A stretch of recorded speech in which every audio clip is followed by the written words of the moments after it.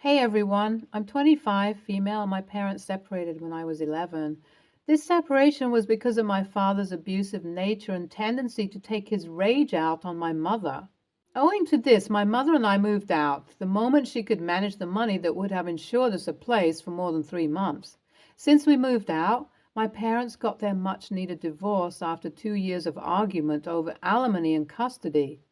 But the end of the verdict was that my custody will go to my mother, and in return, she would not get any alimony from my dad. My mom accepted it because she did not want my father to drag the whole ordeal any further. Because of this decision, our first few years of living separately were incredibly hard on both of us. On top of that, getting her heart broken by my father, who was her first love, really took a toll on my mother. It was almost like she emotionally reverted into becoming a child. She was extremely emotionally immature.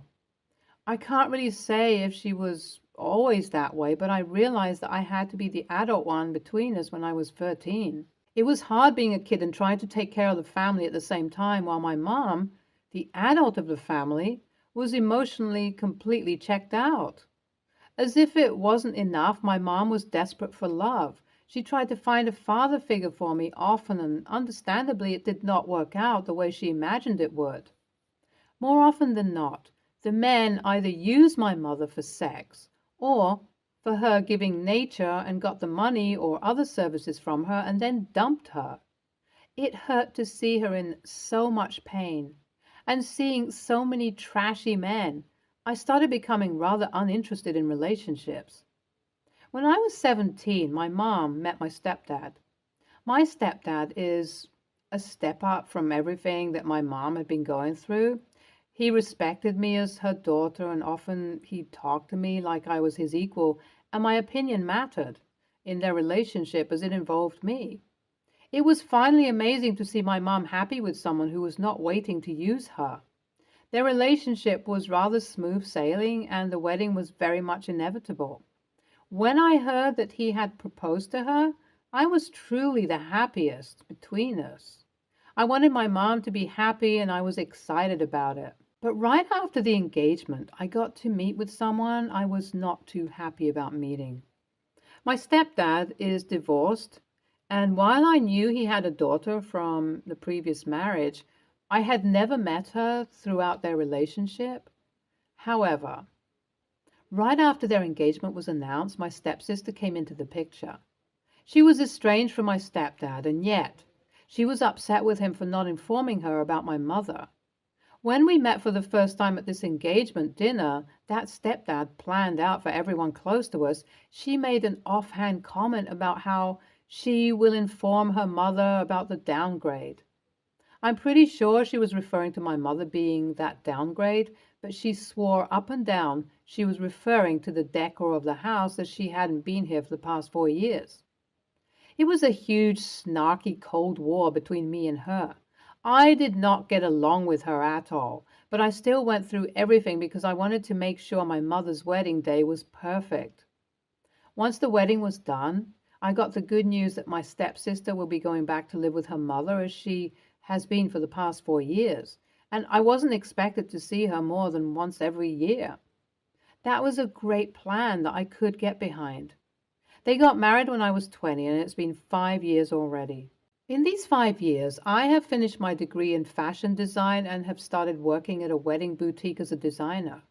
On top of that, for the past 3 years, I have been in a lovely and stable relationship with my boyfriend, which honestly, I don't know how I managed. But everything came crashing down 5 months ago. My stepsister came over after spending 3 years in Spain and wanted to spend time with my stepdad. That's fine. What was not fine was her eyeing my boyfriend every time he came over. I tried to not worry too much about it, but when I started noticing how touchy-feely she was being with my boyfriend, it almost put me in panic mode. I have never been the jealous sort of girl, but seeing her eyeing him up, touching him, and being oh so friendly made me a little crazy, I won't lie. I suppose that is what pushed my boyfriend to cheat on me with her. It was the whole forbidden fruit tastes better thing. I came home a little earlier to find them entangled on the couch. It was surprising, but somewhere it did not hurt. I cannot quite tell why. I suppose when I noticed my boyfriend enjoying the looks she was giving him, I figured that he was going to do it, and mentally somewhere I was prepared for it. I don't know, but either way, when I saw them in that compromising position, the relationship ended on the spot, and my stepsister did not even make any excuses. It was like, yes, I took your man, and what? What are you going to do about it? It was strange. So fast forward to now, and what do you know? My stepsister insists that it is true love between them. She insisted that they will get married, and she would love it if I could design the dress for her.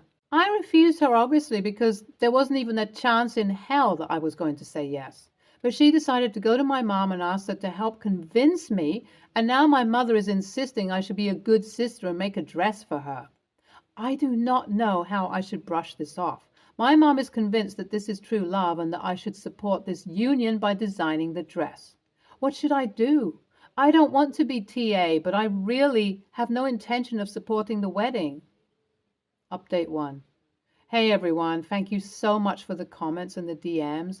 I haven't been able to go through all of them, and I'm sorry about that. But as far as what you guys said is concerned, I did tell my mother that I do not wish to support the wedding. This has led to a huge fight between me and my mother. My mother thinks I'm being extremely selfish by refusing to support their union, while I have clearly stated how it is not fair that I have to design the wedding dress for someone who my ex cheated on me with. I think it is perfectly valid and perfectly normal for me to not want to do this. But my mother is yet to agree with me. She thinks I'm being cruel to everyone because I did not get to experience it myself. She keeps comparing me to herself and keeps saying that I should be like her and never give up on love and keep trying. I do not know how to make her stop without going off on her. I do not want to do that. Also, if you're wondering why my sister thinks she's going to marry my ex, who she knows for a month, I don't know. This is such a messy situation, and I simply cannot imagine a way out. Update 2. Mom hates me. I kind of deserve it, I won't lie. My mom came to me to make sure I give the whole wedding dress thing another shot, and this time I went off on her. I told her I do not want to have anything to do with this wedding dress. I did my best to spell out for her that I hate the whole notion of their love being true love, whatever nonsense she believes in, because this is not very fair to me. I deserve to feel like her daughter too. I went far in my anger. I accused my mom of favoritism and trying to get on the better side of my stepdad while forgetting about me.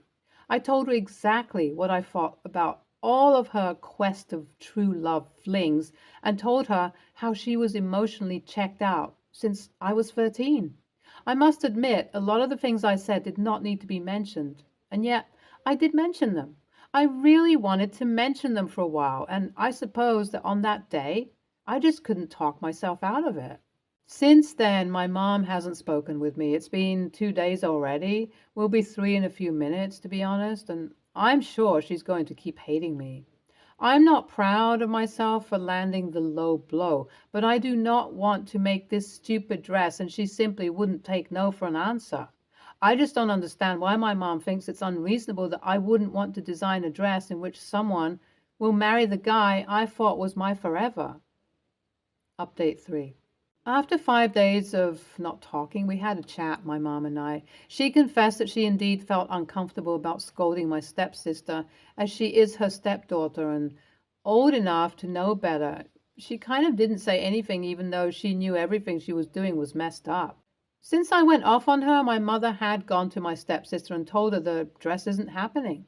This pissed her off, which led to a semi-big argument. The argument only stopped when stepdad interfered and said that it is perfectly fine for me to not want to do this. As stepdad was going to be the one to fund the wedding, stepsister could not do much.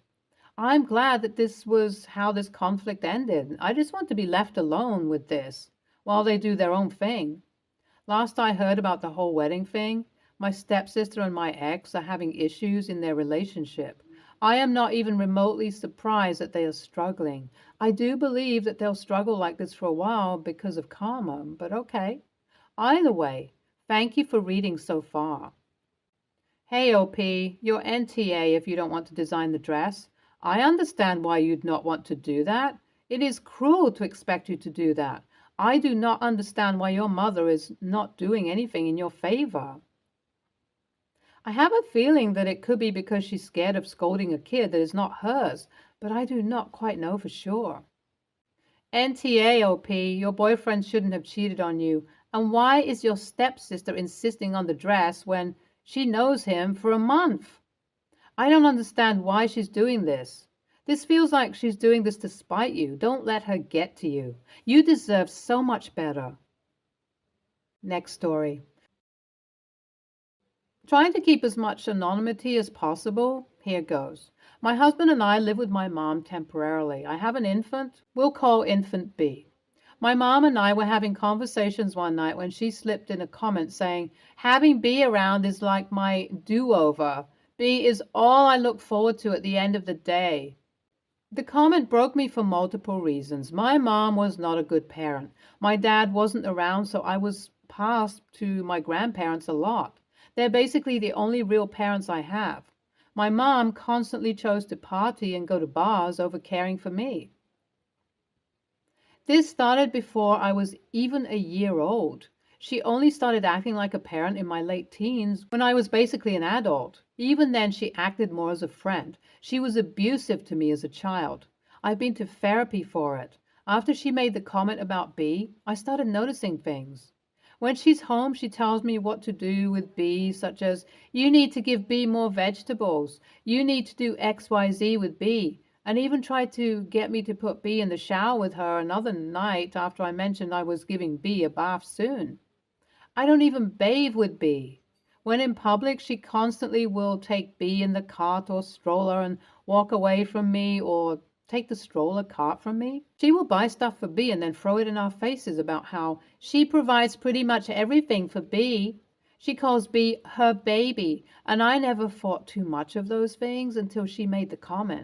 I told her that B wasn't her do-over and that I deserved the version of her that B is getting, and I don't think it's fair for her to try and use my child to heal her shortcomings as a mother. She got pissed and cried and said that I was being ungrateful for what she did for me and that she did her best at the time. I'm with B all the time and never pass him off to anyone. I do everything for B. I feel like I'm a good mom. AITA for being upset with my mom? Edit. We're looking for a place to stay as to get out of her house, but rentals are limited, so we're still searching. NTA, first of all, that is weird putting the pressure on a baby to be your do-over. B just came into the world and she's trying to use B to reconcile her own issues. I understand it may be circumstantial that you have to live with your mother, but I think distance would really be best for everyone involved. NTA, but honestly, all grandkids are treated better than their parents because parenting is something you continuously learn to do better. Unfortunately, we get the not great version of the parents and the grandkids get great versions. Try to understand that grandkids will get a better version than you did and try not to be too upset. But for to explicitly say the baby is her do-over is very hurtful and I see why you're upset. Next story. When my wife and I married, we had decided that she would be a stay-at-home mom. She's Russian and had gone no contact with her family since around the time we got married, since they're alcoholics. She came here as a student. We have a 5-year-old daughter. Our arrangement was that I gave her an allowance for buying anything she wanted for herself, and then I paid for other expenses that we both agreed on. I make more than enough for all of us. It has always been a point of contention, and she wanted me to increase her allowance. Sometimes when we disagree on a purchase, like a toy for our daughter, she will use her allowance to get it, then expect me to reimburse her allowance for it. Additionally, she wants to buy expensive makeup and use it even for just going out to see friends casually. Recently, since our daughter started school, she has started doing a few gig jobs like dog walking. I was not for it, but I can't stop her from doing what she wants.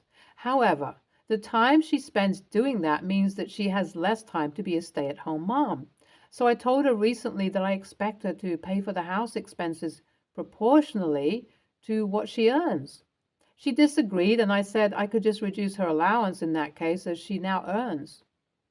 She got quite angry with me and we fought. Things seem better now, but sometimes I feel she's still a little upset.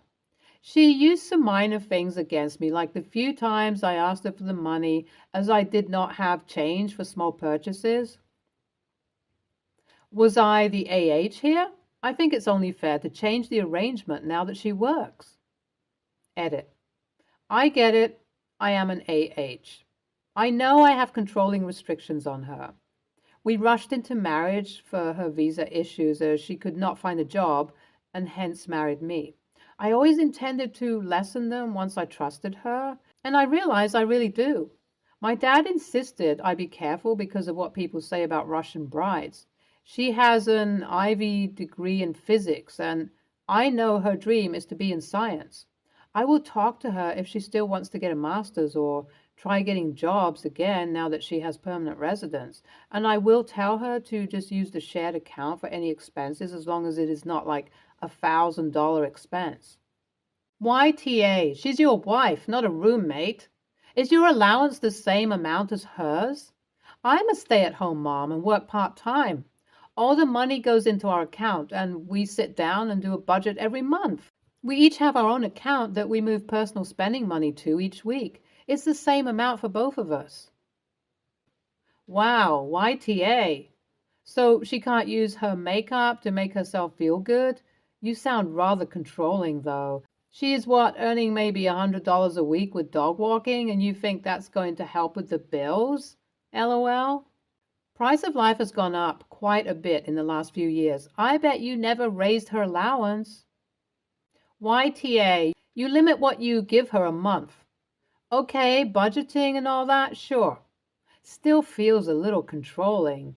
But there might be more to it for your situation. However, she wants more money. You say no. She finds means to earn said money she wants, and you don't like that either. It comes across as you wanting her under your thumb. Yes, she's a stay-at-home mom, and that limits what she earns because of time to do the work. But a stay-at-home parent is its own full-time job. She deserves a little independence and money of her own.